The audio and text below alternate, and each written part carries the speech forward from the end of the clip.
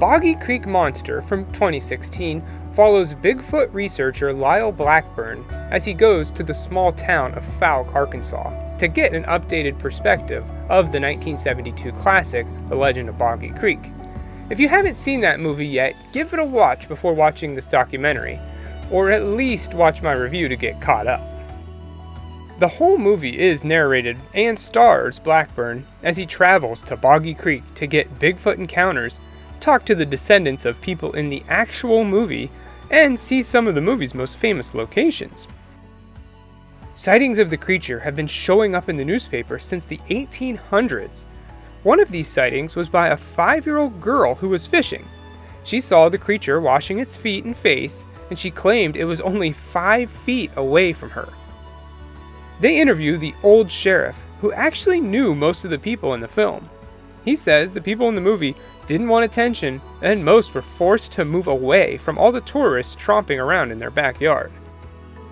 Blackburn also talks a lot about the success of the movie and how it was particularly popular at the drive-ins. But this also brought a lot of people to Fouke. They say the town was split 50-50. Some profited off the tourism.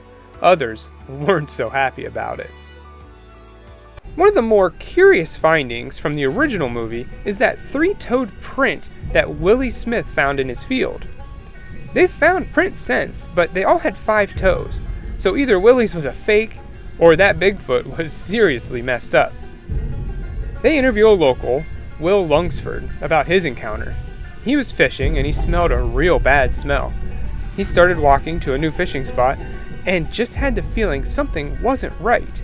Then, in the tree line, he saw something crouched down. The creature slowly stood up, walked into the middle of the trail, and just watched him. Will got a good look at the creature and first thought it was a bear, but when he saw his face, he knew it was something else. They do have some audio from Smoky Crabtree, who, as a child, was in The Legend of Boggy Creek. He talks about his sibling, Lynn, who saw the beast about 60 steps away. He saw the back and the side of his face. Lynn said the Bigfoot smelled him before he actually saw him, and it kept its nose in the air. Eventually, Lynn shot at the creature, and after the 3rd shot, he ran home panicked. Blackburn also talks to Terry Sutton, who has never told his story publicly before. He claims to have been fishing, and he saw the creature walking along the creek. He says it was 7 foot tall, thin, and had dark black hair, and really bad posture. I'm starting to see a theme with all these stories.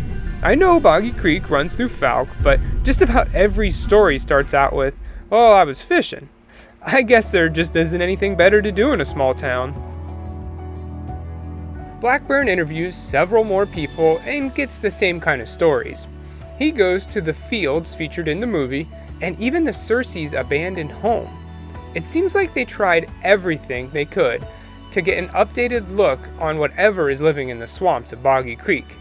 They even managed to get some audio from what sounds like a Bigfoot howl. Did you hear it? What was that? What was that? It's probably one of them. Boggy Creek Monster was written and directed by Seth Breedlove from Small Town Monsters.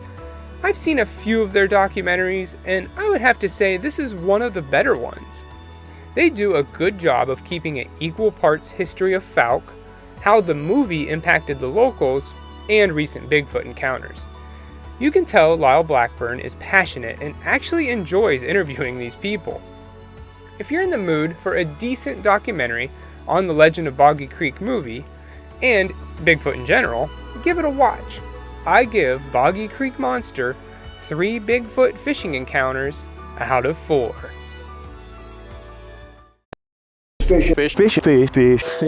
Fish.